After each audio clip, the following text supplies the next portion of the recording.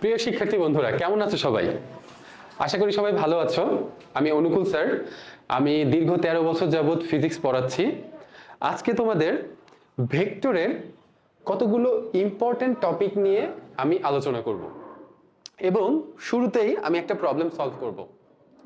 চলো তাহলে আমরা আমাদের প্রবলেমে চলে যাই। আমরা স্ক্রিনে দেখতে পাচ্ছি দুইটি সমান্তরাল ভেক্টর দেওয়া আছে। বলা হয়েছে এম এর ভ্যালু কত।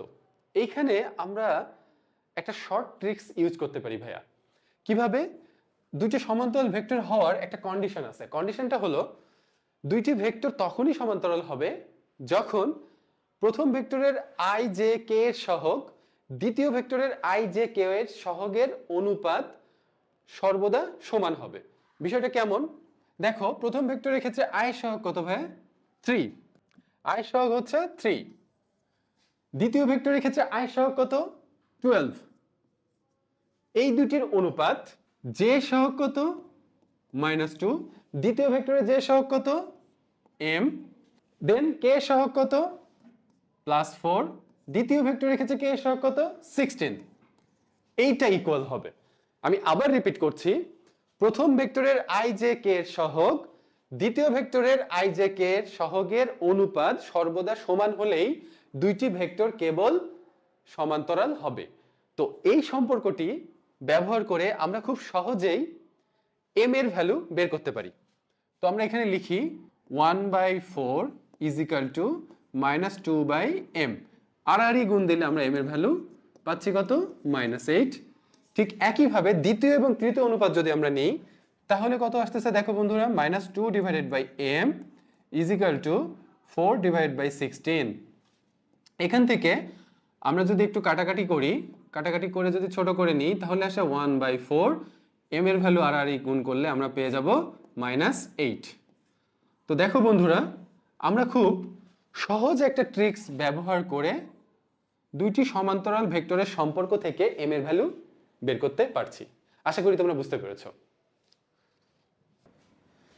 এখানে ত্রিভুজের ক্ষেত্রফল সংক্রান্ত শূন্যকরণ পদ্ধতি আমরা শিখবো ভাইয়া।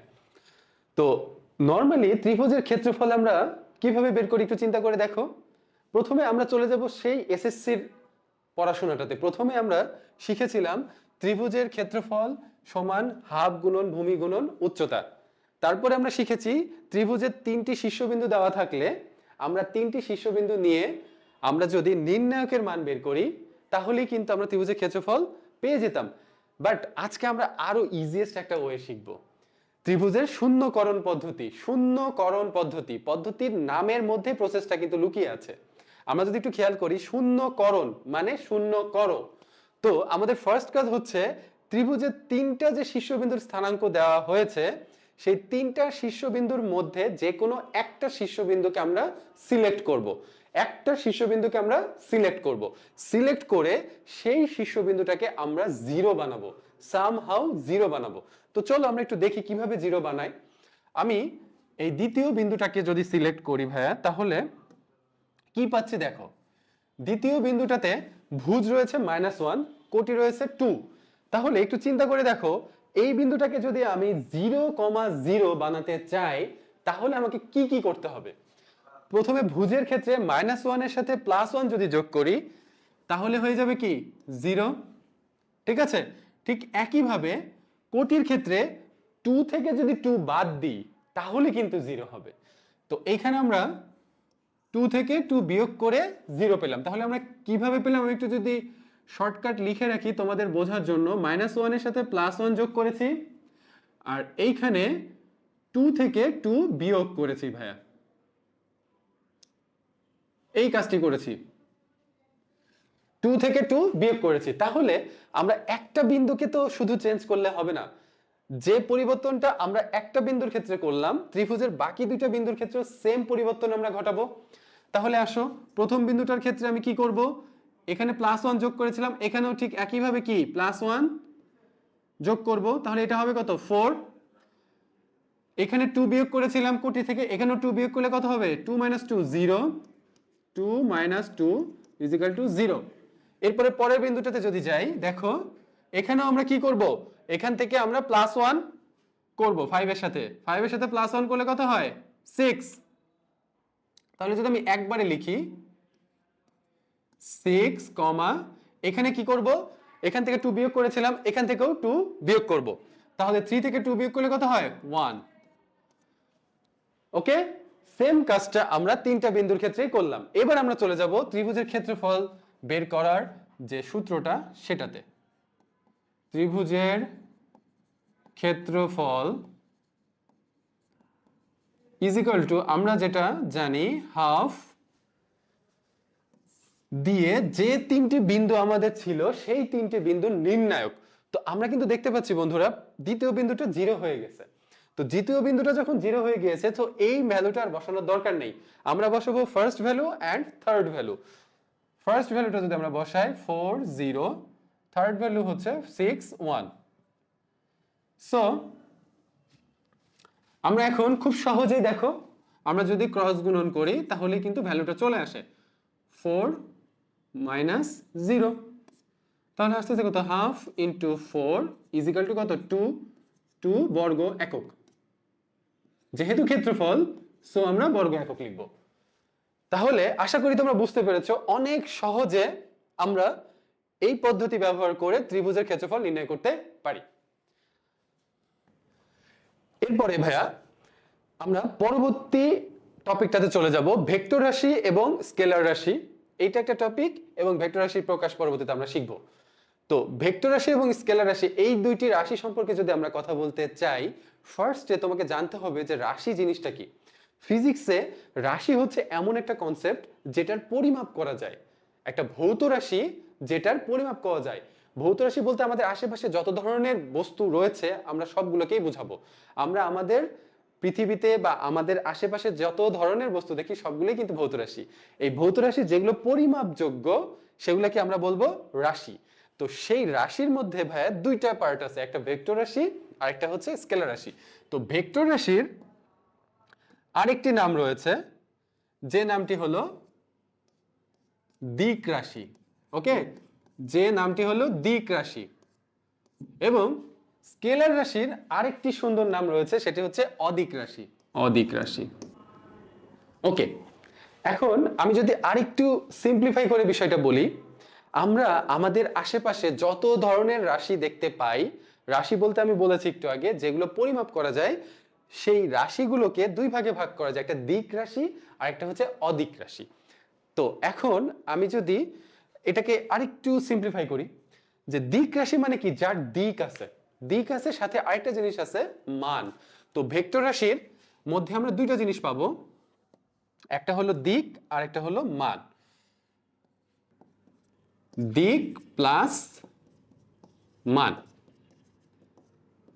ওকে, তাহলে আমরা সহজে বলতে পারি যে রাশিগুলোকে সম্পূর্ণরূপে প্রকাশ করার জন্য মান এবং দিক উভয় প্রয়োজন হয়, তাদেরকে আমরা বলবো ভেক্টর রাশি। এবং স্কেলার রাশির ক্ষেত্রে আমরা দেখতেই পাচ্ছি এর আরেকটি নাম হলো অদিক রাশি। তার মানে হলো এর কোনো দিক নেই, এর শুধু মান রয়েছে, এর শুধু মান রয়েছে।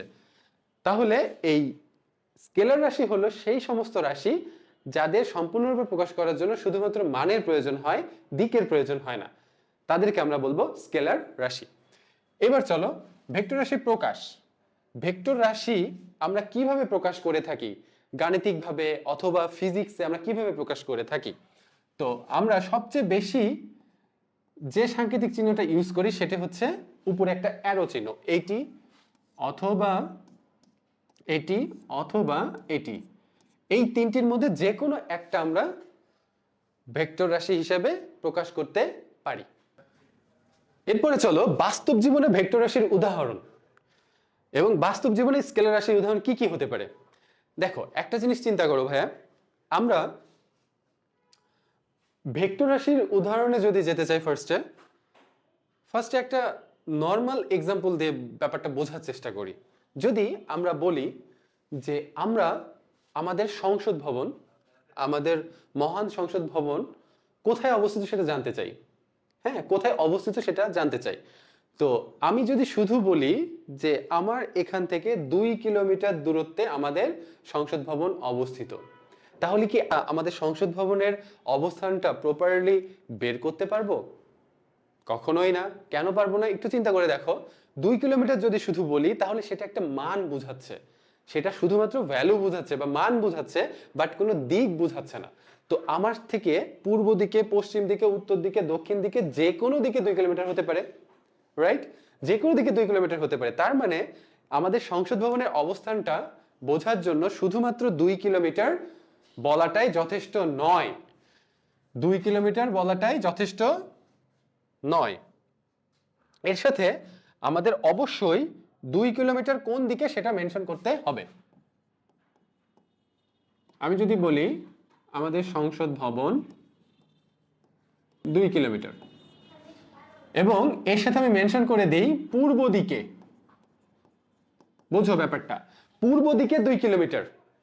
যদি বলি ভাই পূর্ব দিকে 2 কিলোমিটার, তাহলে কিন্তু তুমি একদম ক্লিয়ার যে ঠিক কোন জায়গাটাতে আমাদের সংসদ ভবনটা অবস্থিত।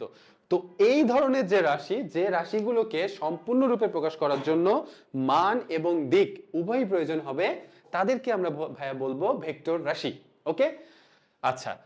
তো আমরা যদি বাস্তব জীবনে আরেকটা এক্সাম্পল একটু সেট করি তাহলে আরো ক্লিয়ার হয়। যেমন আমরা যদি বলি গাড়ির বেগ, গাড়ির বেগ, গাড়ির বেগের ক্ষেত্রে বেগের একক আমরা জানি মিটার পার সেকেন্ড। তাহলে আমরা যদি শুধু বলি 5 মিটার পার সেকেন্ড, তো এই মিটার পার সেকেন্ড বলার সাথে সাথেই কিন্তু আরেকটা জিনিস মেনশন হয়ে যায়, সেটা হচ্ছে এই বেগটা আসলে কোন দিকে। হ্যাঁ, 5 মিটার পার সেকেন্ড পূর্বে অথবা পশ্চিমে অথবা উত্তরে, যে কোনো একটা দিক বুঝাবে। তাহলে এখানে 5 হলো মান, এবং যদি পূর্ব বলি তাহলে পূর্ব হলো দিক। তো এই দুটি সমন্বয়ে আমরা গাড়ির বেগটি কিন্তু বের করতে পারবো। এটা হচ্ছে বাস্তব জীবনে আমাদের ভেক্টর রাশির উদাহরণ। আশা করি তোমরা বুঝতে পেরেছো। এবার আমরা যদি স্কেলার রাশির দিকে যাই, স্কেলার রাশির সংজ্ঞায় কিন্তু আমরা শিখেছিলাম যে রাশিগুলোকে প্রকাশ করার জন্য শুধুমাত্র মানের প্রয়োজন, দিকের প্রয়োজন নেই। যেমন আমি যদি বলি এখন কয়টা বাজে, ধরো বললাম ভাই এখন কয়টা বাজে, তুমি বললে 10টা বাজে ভাইয়া, 11টা বাজে, 12টা বাজে, আর সন্ধ্যা 6টা বাজে। ওকে, তো এখন সন্ধ্যা 6টা বাজে বলার পরে আমরা কি কোশ্চেন করি যে সন্ধ্যা 6টা পূর্ব, সন্ধ্যা 6টা পশ্চিম, না সন্ধ্যা 6টা উত্তর? এরকম কোনো কোশ্চেন কিন্তু আসে না। তোমার মনে হতে পারে যে ভাইয়া কি উল্টাপাল্টা কথাবার্তা, বাট এই জিনিসগুলো আমাদের চিন্তা করতে হবে ফিজিক্সের ক্ষেত্রে। যেহেতু আমরা আগের কনসেপ্টে চিন্তা করেছি মান এবং দিক উভয় নিয়ে, ঠিক একইভাবে স্কেলার ক্ষেত্রে আমরা চিন্তা করব যে আসলে সময় প্রকাশ করার জন্য আমাদের কোনো দিক লাগতেছে কিনা। তো আমরা জানি সময় প্রকাশ করার জন্য কোনো দিকের প্রয়োজন নেই। এই জন্য আমরা যদি শুধু বলি সকাল 6টা, তাহলেই কিন্তু সময় বোঝানোর জন্য এনাফ। সো এখানে আমরা বুঝতে পারছি সময়কে প্রকাশ করার জন্য শুধুমাত্র মানের প্রয়োজন, দিকের প্রয়োজন নেই। এই জন্য সময় হলো একটি স্কেলার রাশি। সময় হলো স্কেলার রাশি। ঠিক একইভাবে আমরা আরেকটা এক্সাম্পল এখানে সেট করতে পারি। যদি বলি ভর, এই পেনটির ভর কত? আমি বললাম 10 গ্রাম, 20 গ্রাম অথবা 50 গ্রাম। তো এটা বলার পরে এখানে কি আর কোনো কোশ্চেন রাইজ করবে যে স্যার এটা কি 10 গ্রাম পূর্ব, 10 গ্রাম পশ্চিম, না 10 গ্রাম উত্তর? এরকম কোনো কোশ্চেন রাইজ করার কোনো পসিবিলিটি নেই। এই জন্য ভরও কিন্তু একটি স্কেলার রাশি। ভরও একটি স্কেলার রাশি। এইরকম অনেক এক্সাম্পল তোমরা পাবা বাস্তব জীবনে। আশা করি তোমরা বুঝতে পেরেছো। আমি আরেকবার যদি রিক্যাপ করি, যে সকল ভৌত রাশিকে প্রকাশ করার জন্য আমাদের মান এবং দিক উভয়ের প্রয়োজন হয় তাদেরকে বলা হবে স্কেলার রাশি, এবং যে সকল ভৌত রাশিকে প্রকাশ করার জন্য শুধুমাত্র মানের প্রয়োজন, দিকের প্রয়োজন নেই, তাদেরকে আমরা বলবো স্কেলার রাশি। এরপরে আমরা চলে যাব ভেক্টর সামান্তরিক সূত্র। তোমাদের ভেক্টর চ্যাপ্টারের one of the most important topic. এই সূত্রটা যদি তোমরা বুঝো তাহলে এই সূত্র রিলেটেড সমস্ত প্রবলেম তোমরা সলভ করতে পারবে। তো চলো আমরা সূত্রটিতে চলে যাই। ভেক্টরের সামান্তরিক সূত্রটা আসলে কি? ভেক্টরের সামান্তরিক সূত্রটা ছিল এরকম, কোন একটি সামান্তরিক, সামান্তরিক কাকে বলে ভাই? আমরা যদি একটু বেসিকে যাই, যে কোন একটা চতুর্ভুজের দুইটি বিপরীত বাহু যদি সমান্তরাল হয়, সমান এবং সমান্তরাল হয় এবং কোনো কোণই যদি সমকোণ না হয় তাহলে সেই চতুর্ভুজকে আমরা বলবো সামান্তরিক। তো ভেক্টরের সামান্তরিক সূত্রটা ছিল এরকম যে কোন একটি সামান্তরিকের দুইটি সন্নিহিত বাহু, তো আমরা এখানে এ বি সি ডি যদি একটা সামান্তরিক ধরে নিই, এ বি সি ডি একটি সামান্তরিক, এই দুটি সামান্তরিকের দুটি সন্নিহিত বাহু কি কি আছে ভাইয়া বলো? এ বি এবং এডি, এই দুটি কিন্তু সন্নিহিত বাহু, এই দুটি সন্নিহিত বাহু, এই দুটি সন্নিহিত বাহু দিয়ে যদি আমরা দুইটা ভেক্টর রাশিকে মানে ও দিকে প্রকাশ করি, দুইটা ভেক্টর রাশিকে, একটা ধরে ভেক্টর রাশি পি আরেকটি ভেক্টর রাশি ধরি কিউ, মানে ও দিকে প্রকাশ করতে পারলাম।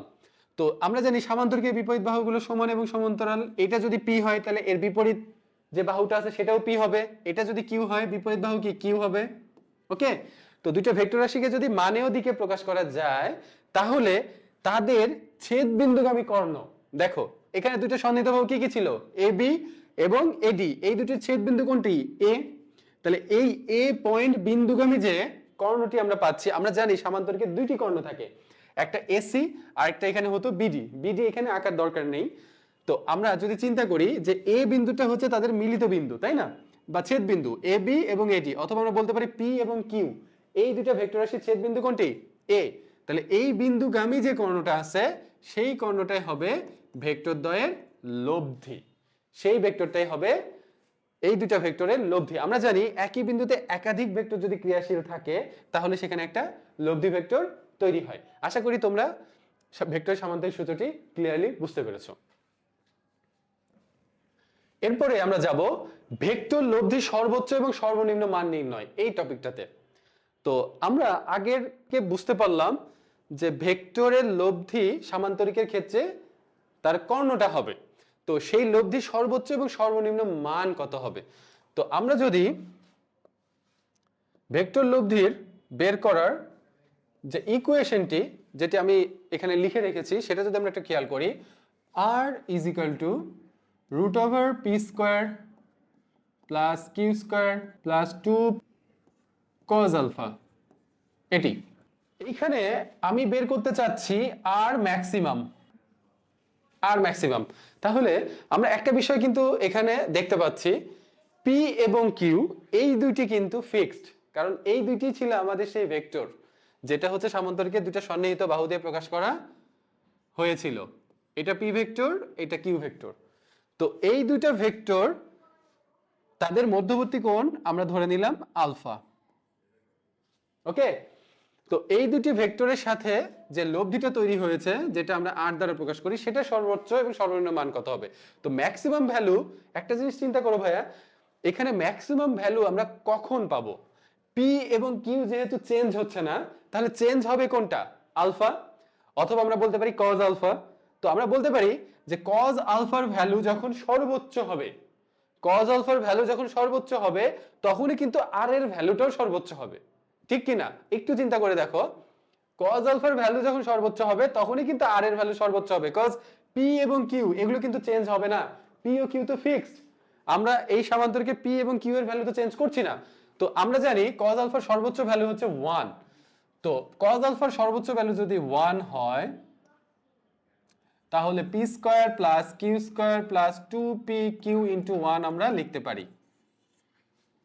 এটা যদি আমরা লিখি, এখান থেকে এইটা ফর্মুলা হয়ে যায় P plus Q whole square, root এবং স্কয়ার কেটে যায়, তাহলে থাকে কি পি প্লাস কিউ, আমরা লিখতে পারি R maximum is equal to P plus Q. So এইটা মিন করে যে দুইটা ভেক্টর রাশির যোগফলই হবে লব্ধির সর্বোচ্চ মান। ওকে, আচ্ছা এবার আমরা চলে যাব আর মিনিমাম কিভাবে হয়, আর মিনিমাম। সো আমরা সূত্রটা লিখে নিই, P square plus Q square plus 2পি কিউ কজ আলফা। এখানেও আমরা সেম কনসেপ্ট ইউজ করব, যখন কজ আলফার ভ্যালু সর্বনিম্ন হবে তখনই ভাইয়া আর এর ভ্যালু সর্বনিম্ন হবে। ওকে, যেহেতু পি এবং কিউ এখানে চেঞ্জ হচ্ছে না, আমরা জানি কজ আলফার সর্বনিম্ন ভ্যালু হচ্ছে -1, সো এখানে আমরা সর্বনিম্ন ভ্যালু বসিয়ে দিব, P square plus Q square minus 2পি কিউ। তাহলে এটাকে আমরা লিখতে পারি পি, ডিফারেন্স সাইনটা দেবো, এটা কেন দিলাম আমি বলছি, তোমরা বুঝতে পারবে। এই সাইনটাকে ডিফারেন্স সাইন বলা হয়। ডিফারেন্স সাইন মিন এই দুইটার মধ্যে কোনটা বড় এবং কোনটা ছোট আমরা জানি না, কজ এখানে কিন্তু মেনশন করা হয় নাই যে কোনটা বড় আর কোনটা ছোট। যদি এখানে পিটাকে বড় ধরা হতো তাহলে আমরা পি মাইনাস কিউ লিখতে পারতাম, যদি কিউটাকে বড় বলা হতো তাহলে কিউ মাইনাস পি আমরা লিখতে পারতাম। এই জন্য এখানে এই ডিফারেন্স সাইনটা ইউজ করা হয়। আচ্ছা, তো রুট আর স্কয়ার কেটে গেলে আমরা লিখতে পারি পি ডিফারেন্স কিউ, এটাই হচ্ছে আর এর মিনিমাম ভ্যালু। তাহলে আমরা লিখতে পারি R min is equal to P difference Q. So আমরা যদি একটু ভাষায় বলি বিষয়টা, যে দুইটি ভেক্টর রাশির বিয়োগফলই হচ্ছে সেই ভেক্টর রাশি দ্বারা তৈরি যে লব্ধি ভেক্টর তার সর্বনিম্ন ভ্যালু। আশা করি তোমরা বুঝতে পেরেছো। এরপরে নেক্সট টপিক হচ্ছে ভেক্টরের ত্রিভুজ সূত্র। তো আমাদের আজকের পড়াশোনা যেহেতু ভেক্টর নিয়েই, তো এখানে আমরা ভেক্টর ত্রিভুজ নিয়ে একটু কথাবার্তা বলবো, এবং সেই ত্রিভুজের একটা সূত্র আছে, খুবই খুবই খুবই ফেমাস একটা সূত্র, এবং তোমরা ম্যাথমেটিক্যাল টার্ম করার সময় এই সূত্রটা অনেক ইউজ করবা। তো চলো আমরা ভেক্টর ত্রিভুজের সূত্রটাতে চলে যাই। ভেক্টর ত্রিভুজের সূত্রটা হচ্ছে এইরকম। কোন একটা ত্রিভুজ যদি আমরা নিই, সাপোজ এখানে একটা ত্রিভুজ আছে এ বি সি, এই ত্রিভুজটার নাম কি এ বি সি। একটা জিনিস চিন্তা করো ভাইয়া, আমরা যদি এটাকে ভেক্টর মেনশন না করতাম তাহলে এই যে অ্যারো চিহ্নগুলো এগুলো দেওয়ার কোনো প্রয়োজন ছিল না। বাট আমরা যেহেতু ভেক্টর মেনশন করেছি, তার মানে এটা বোঝায় এখানে প্রত্যেকটা বাহুর একটা দিক রয়েছে বা একটা ডাইরেকশন রয়েছে। তো সেই ডাইরেকশনগুলো আমরা মেনশন করেছি। আমরা যদি একটু কাছ থেকে দেখার চেষ্টা করি, এ থেকে বি এইটা হচ্ছে প্রথম ভেক্টরের দিক, তারপরে বি থেকে সি এটা হচ্ছে দ্বিতীয় ভেক্টর রাশির বা দ্বিতীয় বাহুর দিক। ঠিক একইভাবে তৃতীয় বাহু হচ্ছে সি থেকে না গিয়ে এ থেকে সি তে গিয়েছে। ঠিক আছে, এটা একটু আমরা মাথায় রাখবো। তো ভেক্টরের ত্রিভুজ সূত্রটা হচ্ছে এরকম, যে কোন একটা ত্রিভুজের এই যে তিনটা বাহু রয়েছে, এই তিনটা বাহুর মধ্যে যে কোনো দুইটা বাহু যদি একই দিকে থাকে, আরেকবার বলছি, যে কোনো দুইটা বাহুর দিক যদি একই দিক হয়, হ্যাঁ, বিষয়টা কিরকম আমরা একটু দেখি। এ থেকে বি এর দিকে একটু খেয়াল করে দেখো, এ থেকে বি এর দিকে গিয়েছে, হ্যাঁ, এ থেকে বি তে আসলো, তারপর আবার বি থেকে সি তে, তাহলে কি আমরা সেম ডিরেকশনে গেলাম। বাট তৃতীয় বাহুটা দেখো ঠিক তার অপোজিটে আছে। ওকে, তো আমাদের ত্রিভুজ সূত্রটা হলো ভেক্টরের যে কোনো দুইটা বাহুর দিক যদি একই হয়, বাট তৃতীয় বাহুটা যদি বিপরীত দিকে হয়, তৃতীয় বাহুটা যদি বিপরীত দিকগামী হয় বা বিপরীত দিকে ক্রিয়াশীল হয়, যেটাই বলো না কেন, যে কোনো একটা বললেই হবে, সবগুলো সেম মিন করে। তো এই তৃতীয় বাহুটা বা যে বিপরীত দিকে যে বাহুটা আছে সেটাই হবে এই ভেক্টরগুলোর লব্ধি। ওকে, তাহলে আমরা একটু দেখি, এখানে এ বি এবং বিসি এই দুইটার একই ডিরেকশনে আছে, এবং বিপরীত ডিরেকশনে আছে কোনটা, এসি। দেখো একটা জিনিস খেয়াল করে, এ থেকে বি তে গেল, বি থেকে সি তে গেল, তাহলে সেম ডিরেকশন হলে সি থেকে এ তে যাওয়ার কথা ছিল, বাট সেটা যায় নাই, সেটা না গিয়ে উল্টা দিকে আসছে, এ থেকে সি এর দিকে। তার মানে উল্টা দিকে যেতে আসছে সেটাই লব্ধি। তাহলে A plus B is equal to AC. আশা করি তোমরা বুঝতে পেরেছো। দুইটা বাহু সেম ডিরেকশনে যে গেলে তাদের যোগফল হবে বিপরীত দিকে যেটা আসতেছে তার সমান। কেন? কারণ এই দুইটার লব্ধি হবে বিপরীতমুখী বাহুটি। সো আমরা লিখতে পারি এইভাবে, A B vector plus BC vector is equal to, আমরা জানি মাইনাস সাইন দিলে ভেক্টরের দিক ঘুরে যায়, মানে এসি বলতে এ থেকে সি এর দিকের ডিরেকশনটা বোঝাচ্ছে, বাট যদি আমি মাইনাস দিই তাহলে এটা হয়ে যাবে সি এ। এটা যদি আমরা এই পাশে নিয়ে আসি তাহলে ভাই দেখো কি হয়, A B plus BC plus C A is equal to 0। এটি হচ্ছে ভেক্টরের ত্রিভুজ সূত্রের গাণিতিক প্রকাশ। আশা করি তোমরা সবাই বুঝতে পেরেছো। তো এই ছিল আজকে ভেক্টর সম্পর্কিত যাবতীয় সমস্যার সমাধান। আশা করি সবাই বুঝতে পেরেছো। নেক্সট ক্লাসে নতুন কোনো টপিক নিয়ে আবার তোমাদের সাথে দেখা হবে। তোমরা সবাই ওমেগার সাথেই থাকো, এবং নতুন নতুন প্রবলেম সলভিং নিয়ে আমি তোমাদের সামনে আবার উপস্থিত হব। ধন্যবাদ সবাইকে।